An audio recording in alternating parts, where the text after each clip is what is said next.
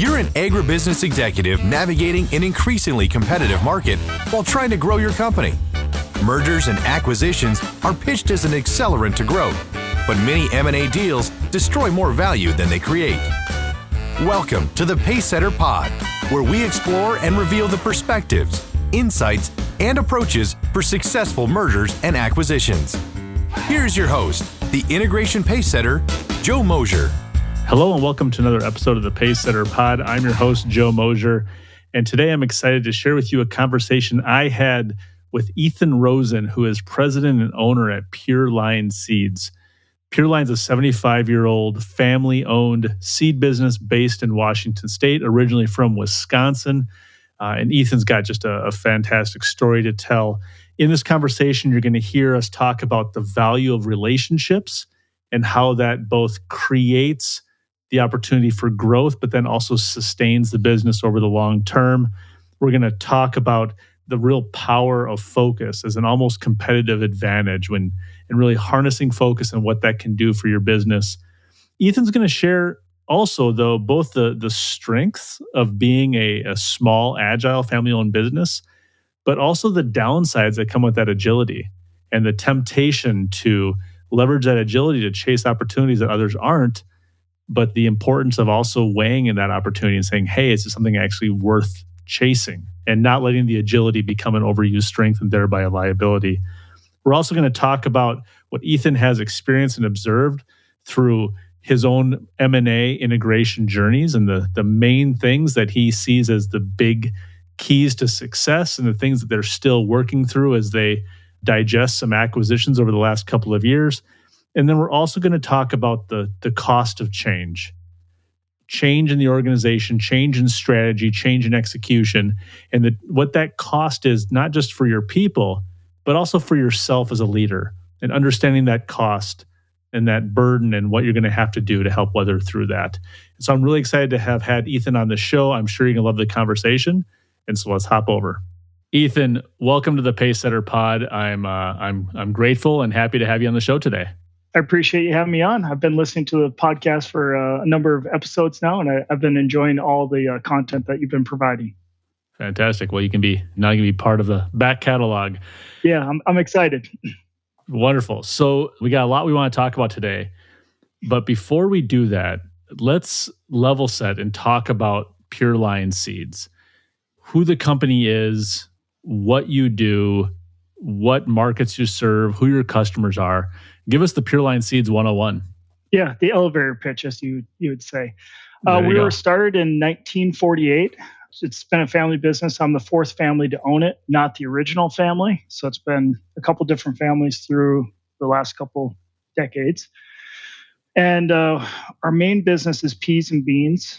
But in the last 25, 30 years, we've expanded beyond that into a whole gamut of other vegetable crops, mainly small seed items. And that's been fun to work on for us. We work with independent breeders from all over the world, some domestic, some international, and bring that into our portfolio and use that here, basically to be the boots on the ground for those guys. But our main business still is to the food processors. And that would be like canning, frozen, peas, beans, some sweet corn. We work with another company on that. That's stateside here. And then do seed production. And then we have seed that's shipped all over the world from our locations that we have both here in Washington State and also in Colorado, which we just added to our company this past year as another production location for us. So that's kind of a quick overview of what we do. Yeah. Really. So on the seed production side, when you say peas and beans, I'm going to take beans to mean dry beans and things of that nature, not soybeans, not the big row crops. Yeah, so not the big row crops, but you are correct. You're talking more the either dry bean, and the big one would be garden beans. So the ones that you'd end up buying in your canned product at your store in the frozen section, they go and purchase. And that's product that we either have bred, developed, or have licensed out from another breeding company. That's we're doing the productions and sales and marketing for. Got it. And how did you, so 4 families in over this roughly 75-year history of the business, Yep. Not roughly, I guess exactly 75 years, We're on 76 years. 76 now. I made it to There you go. 76. We're past There you go. 75. There you go. What is your own personal journey and history that brought you into this business? So I got right out of college and started into it, actually. I got to know the previous owner who I eventually bought the business from. Basically, I ended up working for him. And I actually lived in his basement for 4.5 years until I got married. And then he's like, time to get out, basically, and which makes sense. And then so we did that, and which was really cool. I grew up working on a dairy farm before that in Minnesota. I'm a Minnesota kid, moved to Wisconsin for schooling, and then ended up working for this gentleman. So I always had passion for ag. Always have. I've always enjoyed that. Didn't enjoy milking cows, but I enjoyed being in the fields, watching the crop grow. Obviously, those are row crops. It wasn't the crops I'm in today, but I always had that joy and passion of watching the crops go through the season as you watch them from a planting, the stage when they grow, the whole life cycle, as they turn yellow, golden yellow, different things, the harvest process, everything. And then obviously once I was in college, got to know the previous owner of the company, Bill File was his name, and started working for him as a marketing intern is basically what it was, doing catalog work, then planting trials, pulling weeds, just the grunt stuff you have to do. So truly started out towards the bottom of the ranks and then just started working my way up through the company. But the coolest part about that experience for me was it was hands-on training from a day in, day out basis, because I was living with the owner of the company, of what to do, what not to do, how to handle situations, customers, relationships, employees, those type of things. That it fast-tracked a lot of things for me. Mm-hmm. That just gave me opened up a whole new avenue.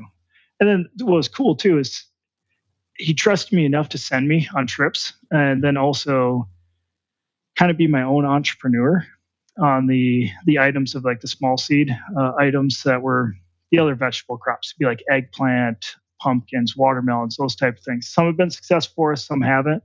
But he sent me out to go find people to diversify our portfolio beyond just what we do in peas and beans, which I've learned a lot that if I could go back 10 years ago, I would do differently. But hey, you can't do that. So you just hit the ball where you're at and keep on moving from there. But the combination of being so close to the leadership structure and the hands-on training I was getting there, and then also the side of having that entrepreneurial thought and process of like, hey, we need to expand our business beyond just what we're currently doing, because we're seeing, and it happens in all businesses, you know this, consolidation happens. It happens to our customers. It's happening in the seed world. It's happening all the way through the channels. So for us, we're like, how do we stay relevant in a world that's consolidating? Basically is what it comes down to. And, instead of going out building airplanes, we decided to go find stuff that was in the vegetable space that needed more representation in the United States, is really what it came down to. Or maybe it was other people that were in the U.S. already that just didn't have a sales footprint or channels to get to where we were already marketing to. So it's kind of what ended up happening, and then working my way through the channels. So start from the bottom, now you're here. Yep. Yeah. And I was going to ask you, and you started to kind of answer the question actually, is, was the push to have you start to look at diversified offerings, different species, different products, et cetera, was it in response to some competitive pressure? That was going to be my question. Or was it the fact that you had someone who was young, hungry, innovative, entrepreneurial, and the owner had his, let's call it sidekick, who actually had some gas in the tank and wanted to go out there and try different things?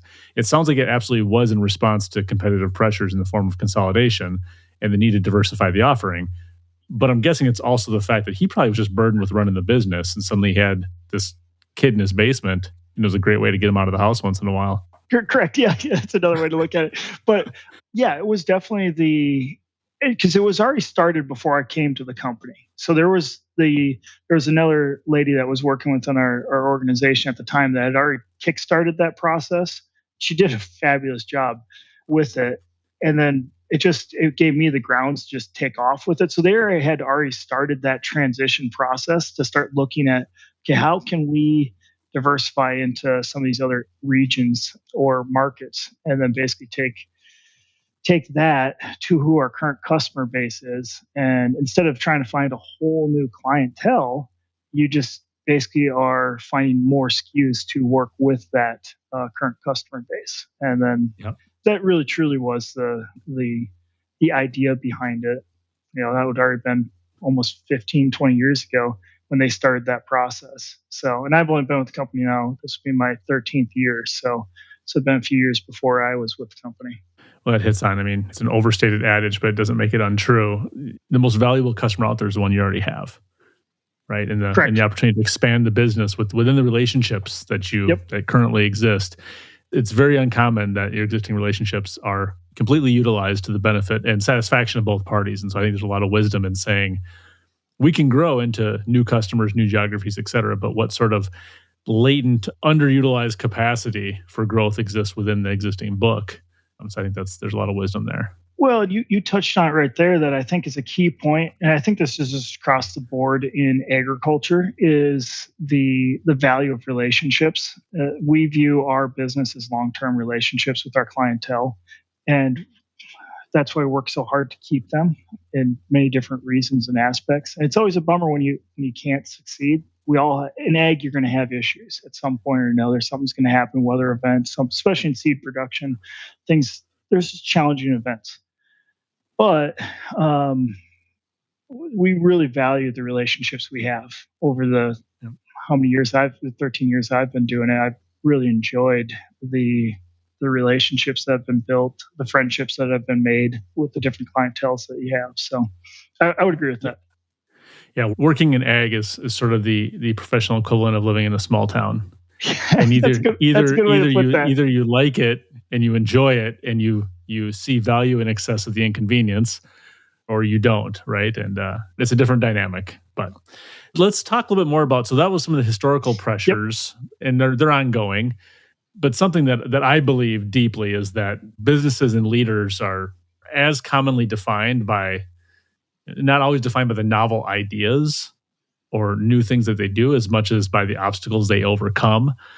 And so speculating for the moment on what Pure Line Seeds is facing, as I look at the overall segment, you have the structural changes of the loss of independent seed companies over time. This just continues to happen, perhaps a little bit slower pace at the moment, but it certainly hasn't stopped. You guys are in a labor intensive business in a labor constrained environment. And then episodic challenges like higher borrowing costs and interest rates, et cetera, higher cost of capital just to run the business. And then, of course, you layer in the fact that, as a friend of mine often says, agriculture is an outdoor sport and Mother Nature is the referee, right? And so there's some things you can't even plan for, right? You just deal with it when it comes. So is that an accurate assessment of the current environment in which you specifically are operating? But even beyond that, what are the major challenges that a company like yours is pushing up against these days? Well, yes, obviously a lot of things that you mentioned, those are all accurate. I would say, yep, those are things I battle on a day in, day out basis. But I'll actually turn one of them that I actually think gives us an advantage is because there isn't as many independent seed companies left. People in our space know that. What that does, it allows us can be a little more flexible in that way, but it also allows certain clientele that want to work with us because of that, because of us being family owned, just different things. Being based in the United States, there's other things that allows us to be able to do that it truly is part of our competitive advantage. Now, there obviously is constraints to that. We may not be able to have the budget of some of my big competitors and those type of things, but that's just part of the game that you play, and you just have to live within that. Everybody has a budget. It doesn't matter if would be the largest of them or be my size. We all have a certain budget to live within. So, and yes, interest rates have been crazy the last, year and a half, 2 years. And I'm just hoping they start going down a little bit. I would love that to start happening. Mm-hmm. I would actually say the part that I would say is more of a issue for us is actually the strength of the US dollar. So the strength of the US dollar is so strong right now that it's making for our export markets that we go to, it's just challenging. You're dealing with, our costs have gone up, inflation, with what it costs to get something produced, like you said, because of labor, because of fertilizer, all these different components. We're playing in that game, obviously, even though we're just the ones providing the seed for a grower to grow it for us that we end up selling. That really comes down to is being competitive in a global market still. The United States is well known for good quality seed. I'm glad to be a small part of that from a production standpoint, but that does make for a challenge when you're trying to go out and say the US dollar is so much stronger than one of these other countries, and then one of your clients just has a slower time to pay or those type of things. That I would say is one of the challenges that happen, that maybe some of these comparative to other companies that have, say, more locations across the whole world, they have some other production areas that might be able to allow them to have different cost structures, if that makes sense. Yeah, for sure. Yeah, the idea of the Forex risk to these businesses that do cross-border transactions and have export footprint or import footprint, I think in many ways it's underappreciated, and somehow it's seen as it's a problem of the bigs, but it actually flows through the entire system. And it's, I'm not an economist here, but it is tied directly to interest rate strength too, because as borrowing costs start to soften, money will also flow out of the system, seeking yield elsewhere, which then, on a relative basis, should soften the strength of the dollar. There's timing errors there, and it doesn't happen overnight, but certainly that is a big issue. Another thing that we're doing here at Pureline that's I don't think it's novel or unique, but it's something that has helped us expand our business, and that's just working with breeders and independent breeders from across the globe. That I truly have a passion. I would almost call it a passion project of mine, just because there's some really unique material that's out there that doesn't gain access to the limelight because maybe it's not a big enough market, like it's a niche market or those type of things. But that's one of the things that, because we're a smaller company, there's things that we can do from either a market size, scope, focus, that it's good money for me. It's a different focus on our side, and there's some really unique stuff that you can go out and find, bring in, and some of it might just be for a home garden market, for example. And wonderful flavor, has a unique story behind it. Basically, maybe a grandfather bred it. Now the son is taking over the business that's running it, or grandson, and it just passes from a generational standpoint. And that would be one of the things too that I think for how we've kind of paired that, not in every situation, because we work with some other larger companies across the globe, but is a lot of other family companies that are out in the world that are trying to find their space in the vegetable seed world. That is something that we can leverage. Obviously, I'm a family company also. There's a lot of synergy there, would be the right way to put it. So with that, you're able to build upon that and grow. So I'm always looking out for that. We have a good trialing program that we have across the United States that we're trialing here. We got in this location, we have it there. It goes through our internal trials. We have a plan of how we do it and screen things and then bring them through. And just, it opens up other avenues. And I think that's one thing some of our clients or customers have enjoyed about us is we've brought some really novel items to the marketplace because of that but just takes a little bit of hitting the pavement and finding things, and then a door opens up. You're like, oh, let's try it. Let's see what's out there. What's happening. So that's cool though. I'm a firm believer in the idea that the riches are in the niches, right? And there's so much hesitation to niche down. And this is true of professional services businesses, agricultural services businesses, manufacturing, et cetera. Folks are, especially at the outset, right? People don't want to, if you say yes to one market, you feel like you're saying no to everything else. And so people kind of really back off of that. And so I do think a company like Pureline is uniquely positioned to say, one, we've got the flexibility to, experiment a bit, fail fast, learn fast, because there's not a whole lot of people standing between ownership and the front line, right? Nope. So one of the things I've also observed, though, and you tell me what your experience has been, sometimes, though, these niche products that do serve other smaller companies, sometimes it's harder to scale because there's a certain uniqueness to what that particular customer is looking at. And it might vary enough from what a similar but different product another company's looking at that you bake in a lot of complexity with still small batch production. Have you been able to take these niche products and scale them across multiple customers, or is that something you guys are also trying to work through on an ongoing basis? I would say yes. You've hit where it's like 50-50. So some that you'll be able to find and it's a gem and you're like, boom, we're scaling. We got it going to, let's say it's 6 different customers.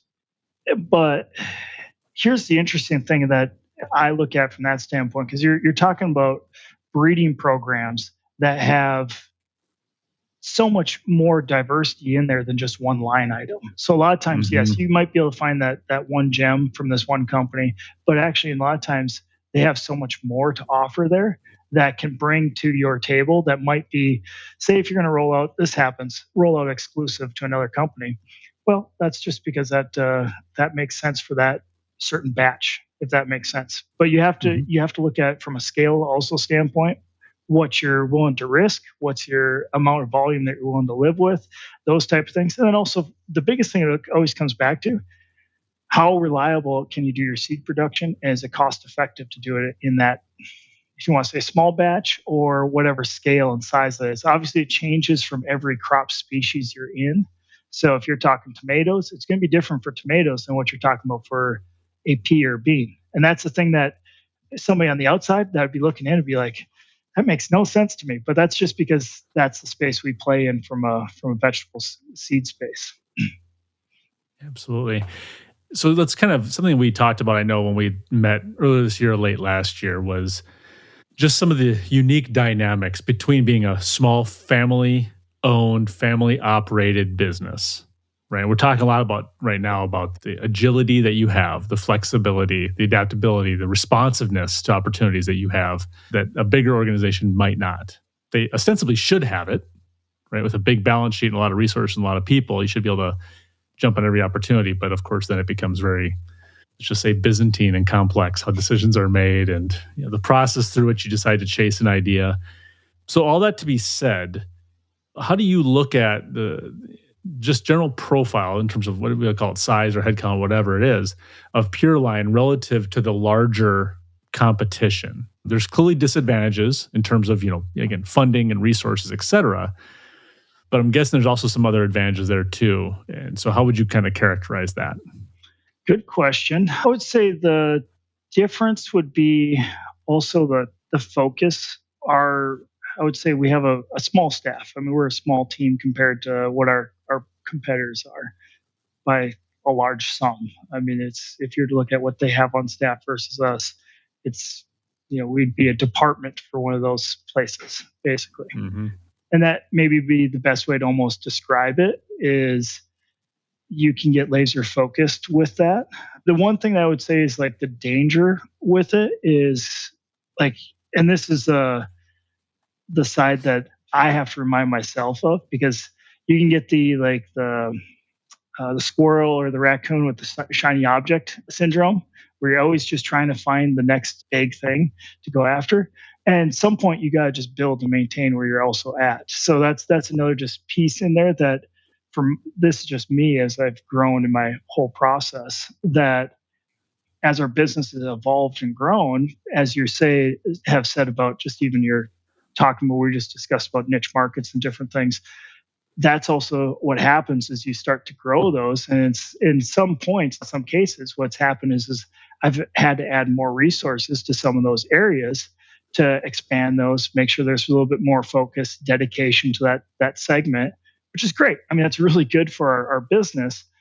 But that would probably be the biggest thing, is I would just say that we have a great team that's very focused on what we are doing. And I would say, for the most part, they're all in the same direction that we're trying to go, which is critical. I think sometimes I never have worked for a big company, so I can't say, but just from what I've discussed with either colleagues that are working for big companies and those types of things, is sometimes there's just the top doesn't know what the bottom's doing, those type of things. That doesn't happen here because I'm right there with them, type of thing. So I think that's just a difference that happens. And that's what gives us a little more flexibility and be able to move a little bit faster. So, yeah. Yeah, I mean, it's clearly you're speaking to that tension of, focus, like true, intense focus on what you're trying to accomplish, who it serves, and how it helps them. That is absolutely a competitive advantage. Mm-hmm. Right? It's behavioral in nature, and it can be repeated by others, but it often isn't. But when you pair it with the high degree of agility you have, you guys also then would be potentially very susceptible to taking on too many. You can take on too many things. Yep, that's right. The fact that there's fewer people running around with a veto card, is great until it isn't. Right. So, that's 100%. Well, that actually is the biggest danger for, I would say, smaller companies, is you can actually get yourself going too many different directions, and you forget who you are. Maybe the best way to put that, and then you just get sidetracked, and then you just lose your path, lose your way.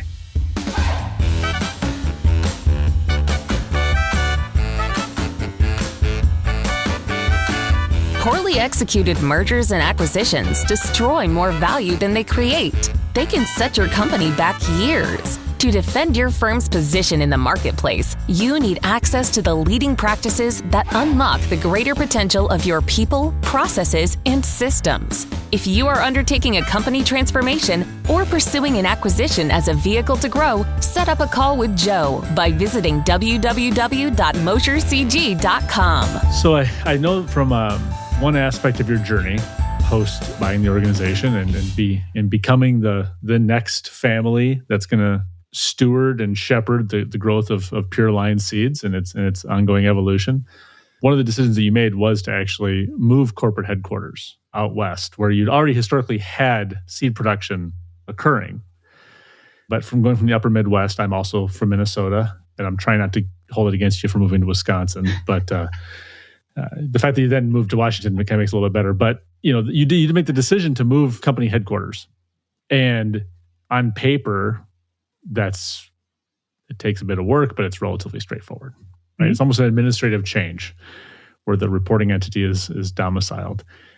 But for a company, that can be a pretty big deal, both in terms of communication, the nature of face-to-face interactions, the dynamics of where decisions are made, et cetera. So to the extent that you're comfortable, Ethan, maybe walk us through why you thought about doing it, how you came to the decision to do it, and then what did you learn in that transition from a leadership perspective that maybe you focused too much on that wasn't a big deal, or more likely the things that you didn't appreciate how big it would be until after you were in the midst of it?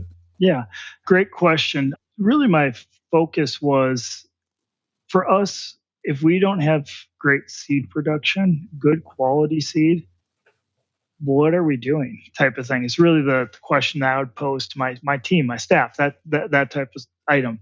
Because when it comes down to it, for me, we sell a lot to the Midwest. We have a good clientele base there. I'm from the Midwest. I love the Midwest. I love to do all the activities of the Midwest. But when it boils down to it, we're a vegetable seed company. One of the best places to produce seed, obviously, is out west. And there's a couple other factors, obviously. I got young kids and those type of things. It made more sense for me I was traveling a lot, and I didn't want to be away from my family too much. But also, just from a standpoint of being closer to the productions was always a passion of mine. So you could actually watch things and see things as they're going through the whole process. Now, obviously, I have a lot on my to-do list, and I can't get out to every field and do that stuff. I got a team that does those things for me, But for me, it helps you to be able to be even faster on our reaction time. If we see something that needs to be changed, we can make a quicker decision on it. Instead of before, it might have been when we were back in Wisconsin. I ran the business in Wisconsin for 3 years before I came out here. and things were moving right along and things. But it just comes down to it that at a certain point, you realize that we need to make a few changes. There was just a few things within our team that I wanted to improve upon from a culture standpoint, different things that I don't think certain things like COVID happened and things like that. It changed how people worked a little bit and things. So being here, you could have a bigger impact on not just me, but also the rest of the staff. The part that actually was harder is when we brought on our other location in Colorado. There was more challenges there because I would say coming out here, that had been a well-oiled running machine for a long, long, long time. We just had to make a few tweaks and changes and some improvements. But when you add in a whole new location, which we were doing some work down there already in the past before that for 3 years, 2.5 years before that. But when we went in and actually bought the location and everything, the facility that's down there, it just doubled the workload. Is really what ended up happening. But it all in the vein of really when I'm talking about focus, it comes back to seed production. So I really truly see the value in vegetable seed production, both domestically and globally, is super important. That's where our food comes from, period. End of story. Like, it doesn't matter if you're talking row crops or you're talking vegetables, but I own a vegetable seed company, and we're out west because of more arid climates, less disease pressure, just different factors to that. And, that's where I saw that for us, continued growth and also to be more focused on that segment was a critical part for us. Interesting. So in terms of the acquisition and the challenges, in terms of the workload relative to the Colorado acquisition, in broad brush here, integrations are never easy. And it's really easy to overestimate how simple it's going to be, right? And say, well, everything's kind of the same. And if you're buying another seed production facility and location, you're like, well, they have dirt. They put seeds in the ground. There's only so many different ways you can grow seed. It's sort of could be an oversimplified statement, right? So, but then you can presume that how different could everything else be? How different could the culture be? How different could the processes be? How different could the communications be? How different could the systems and technology associated with that be? If I ask you, what were the one or two major areas where there was the most need to really work through getting it integrated and aligned, where would those have fallen? It's very simple because we're still working through them. It's communication and processes. It really, when it boils down, that is where the struggle is. And it's you basically laid out the whole picture there in your discussion there with the question. Is it truly comes down to it. You think it's easy, and you're like, we're doing the same thing, aren't we? I mean, we're just planting seed. I mean, this is going to be easy. We're just going to turn a switch. We're going to be up, running. Everything's going to be cool. But people are different. Cultures are different. You have to get people to communicate from different locations. Before, when it's different when you're talking about, we just had one production facility and we had a corporate office in another location. Yeah, we had communication. Like, that's one of the things that you think. It's like, oh, it'll be easy. I'm already used to this. We were doing this before. But it's different because now you have a whole nother flow of all the processes again, and they may have done things differently, or we might do things differently. And and I think you would also probably recommend this. There's things you can learn from both that can make each location better, but it's just trying to find those synergies that both sides come together would be the key part. It's really important too to remember the thesis for why you did the deal. And that one or two things where you said, this is why we care about it deeply, and this is why our customers should be thrilled that we're doing it. And then just go all in on those for the first 90 days. I was talking with someone here recently, and I've given many examples of this through the course of the show in my career, but a recent example, even outside of ag, where the stated goal of the merger in this case, because it was nearly two companies of equal size, the stated intention of what it was going to do for the customer had almost no effort put into it until 6 months after close. All the effort turned inward into how do we optimize this for our own operations? How do we make this, generate a return by reducing some costs? as soon as possible? How do we, collect, consolidate, and present information to our board so that it makes sense to them? Meanwhile, who's out in the cold shouldering all the complexity and confusion that you've created? The customers. And it's so easy to underestimate the challenges of integration, and especially if you forget also on top of it, if you underestimate the complexity and you make the fatal error of forgetting why you did it in the first place, you're going to create a lot of pain, a lot of unnecessary pain, and what a recent guest called transaction trauma. Right now, That's a great way to put that. Everyone's just sitting there, and then God forbid there's another one in the future, because all that happens is all that scar tissue gets real sensitive real fast, and everyone's on the defensive. And I digress.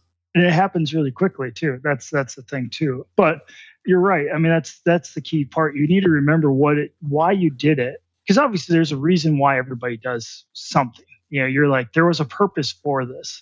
And it may change a little bit as you go through, but really our biggest purpose was to expand our production footprint. We were getting to the point where there's times, because the crop species we're in, even in the Columbia Basin where I'm based in, this year's not a challenge, but some years it's a challenge to get grower acres and things like that. So it just depends on the year. So you need to broaden your horizon is the best way to put it. But the other side, what it did for us, it allowed us to expand our production capabilities, because some of the people down there had experience in different crop species, vegetables still, but different crop species, that allowed us to have the opportunity for new productions is what it does, which for us expands back to the idea of the client, the customer, being able to have them have another item from Pure Line that's the same standard quality that we're used to putting out into the marketplace is what the goal was.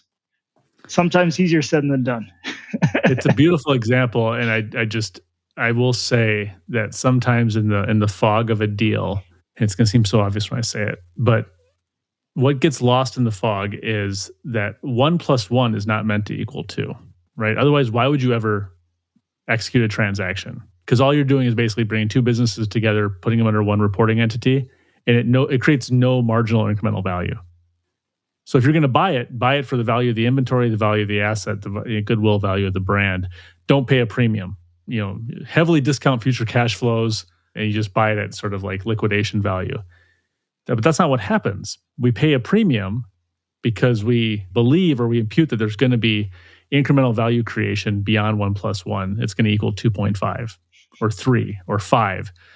And that has to then flow through to how you focus on your integration activities. It's going, so this idea of we can now grow a broader diversity of seed that we can now provide to our existing customer base, and through that grow the business. That has to be true, or the deal would never make sense. Correct, 100%. And if you fail to think about the fact that you want to sell more diverse seeds to your existing book of business, if you fail to focus on that for the first year after close, well, you're just setting money on fire in the parking lot. That's and a great way to put time that. In the process. That's correct. Great way to put that. So one last thing I did want to ask you about here, as we kind of come up on the time, is your time at the top of the house since you've taken over Pure Line. Or there's been a lot of change. Obviously, new ownership brings in change, new vision, new focus areas, et cetera. We've been through a global pandemic. We've been through all the sectoral changes we talked about within the seed business in the industry, the monetary and financial changes, et cetera. The movement of the company, I could go on and on and on. So it's not an insignificant amount of change. As you reflect on that journey so far, how would you characterize the impact of people on the success of the organization and their ability to sustain that change? What have you learned in this? And the reason I bring this up is I want listeners to continually be reminded of the fact that you're going to put a great burden and really test and stretch people who frankly didn't have a say in any of the changes that you were going to bring forward. They live with the consequences of your decision. They try to make your vision come true. And so in light of that, how do you think about, or maybe think differently or more cogently about the impact of people on the changes that you've been driving at Pure Line?